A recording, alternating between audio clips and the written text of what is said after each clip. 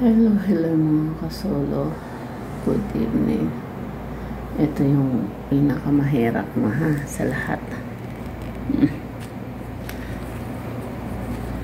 Makirot na tuhod. Lagyan natin ng frozen ice. I-freezer natin. Ayan. I have frozen shoulder. Come on. Lalagyan ko to ng ice. Ito naman maksakit ang tuhod. Parang humupa. Ayan, lalagyan natin ng ice. Hala. Yung matanda, ano na siya. Windang na. Kanina lahat ng laman ng cabinet pinatanggal kay dadalhin daw niya. Lahat ng picture doon sa tawag nito, sala, pinatanggal at dadalhin na daw niya. Lalagay ko yan mamaya na ice. Paghiga ko, kasi makirot ang tuhod ko. Makirot ang kabubuhat siguro.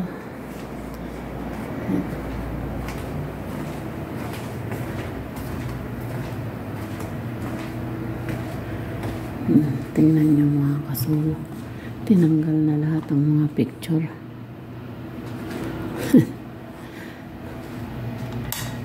Yan, tinanggal na lahat ng mga picture.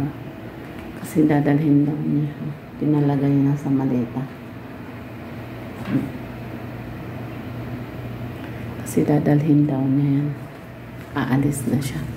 Uwi na daw siya. Ewan ko saan pupunta.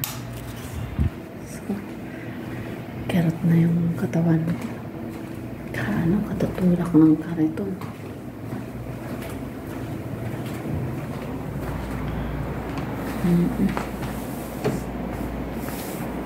Grabe. Kerot na ang katawan ko. Katutulak ng kariton. Ang bibigat niyan. Grabe. Diyos ko. Tas ang bigat pa niya. Kakargahin mo pa. Diyos ko, patawan.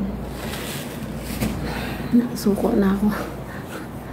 10 taon na suko, pero mga 5 taon yan siguro naging siya, yung hindi na makatayo pa, pero hindi na makahakbang. Mga 5 hakbang lang na ang kaya niya ngayon, kasi makirot yung ko, tuhod, kaya ganyan. Ipi-freezer natin. Ay, Diyos me, malay yan yung process. I-freezer natin Lagyan ko ng ice pack. Ice pack. Para maumayan ang kirot mga kasolo. Pinasamahan namin muna siya doon ng iba. Kasi nahihilo ako. Nagising kami alas 6 ng umaga. Maghapon na naman siya walang tulog. Nung nakaraan, nakabawi ng tulog. Kanina, maghapon na naman walang tulog. Nung nung umakyat mga anak, halusinate na naman siya. Ang hirap mga kasolo. Lahat ng laman ng aparador pinalabas niya. Kasi dadalhin na daw niya yan. Uwi na siya sa kanya. Tingnan niyo. Tingnan niyo mga kasolo.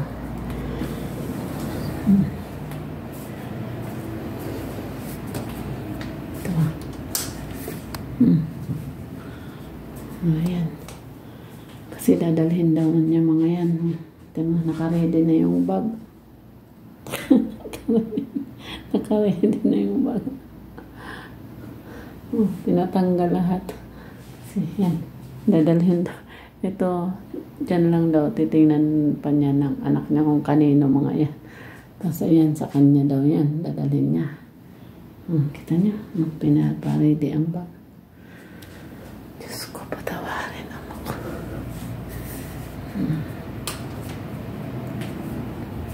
Grabe, mga kasolo. Ang windang ako, mga kasolo. Doon sa, windang utak ko. Doon sa tanong na paulit-ulit.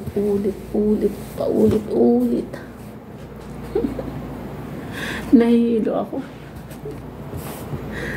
Nahihilo ako din sa paulit-ulit na tanong. Diyos ko, patawarin naman. Paulit-ulit. Lahat ng makita niya, paulit-ulit niya tinatanong kanino yan, kanino to. Asan yung ganito? Mga siguro 10 na tanong. Paulit-ulit yan. Paulit-ulit siya yung tanong. Nahihilo ako kasasagot. Nilayasan ng mga anak. Ayaw magsiakit mga anak kasi ayaw nila sagutin. Ako pa kaya. Diyos ko, patawarin naman. Hindi ko na kaya.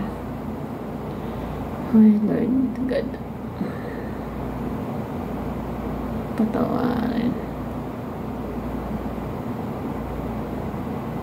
Ko alam, baka final exit na talaga.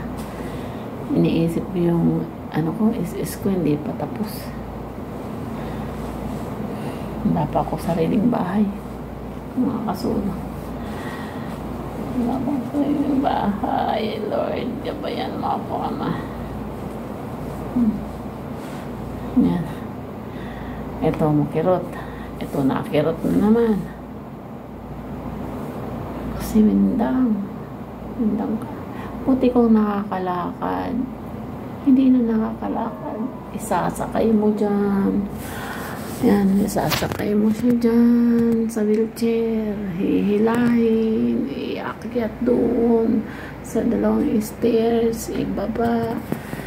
Pupunta ng CR. Di niya alam saan siya pupunta. Diyos ko, patawarin naman ako. Yala, good night. Matulog muna tayo. Nakabalot. Nakabalot. May makirot. Naumayan ang kirot dahil sa malamig. Yala, masalam. Take care, everyone. Please subscribe my YouTube channel. So, parent vlogs nang makauwi na ako. Yala, bye-bye.